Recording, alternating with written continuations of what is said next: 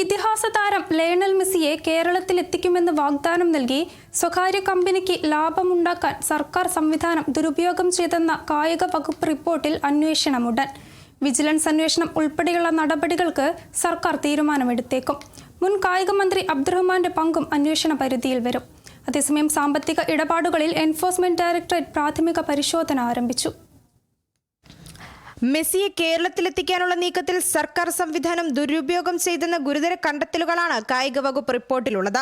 സ്വകാര്യ സ്പോൺസർക്ക് അനുകൂലമായ ചട്ടങ്ങൾ മറികടന്ന് തീരുമാനങ്ങൾ എടുത്തെന്നാണ് റിപ്പോർട്ടിലെ പ്രധാന കണ്ടെത്തൽ.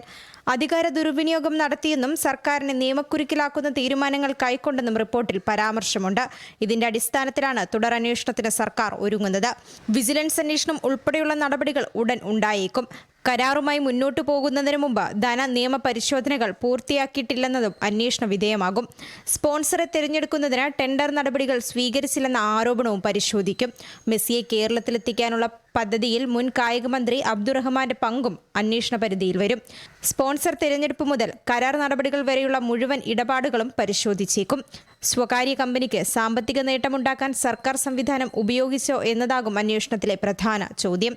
റിപ്പോർട്ടിലെ കണ്ടെത്തലുകളുടെ അടിസ്ഥാനത്തിൽ ഉത്തരവാദികളായവർക്കെതിരെ നടപടി ഉണ്ടായേക്കും. Kerala vision news, Thiruvananthapuram. നിങ്ങളുടെ പഴയ സ്വർണത്തിന് ഏറ്റവും കൂടിയ വില അല്ലേ? അതെ. 22 വർഷത്തെ പാരമ്പര്യമുള്ള 50-ലേറെ ബ്രാഞ്ചുകളുള്ള നിങ്ങളുടെ സ്വന്തം അച്ചയൻസ് ഗോൾഡ്.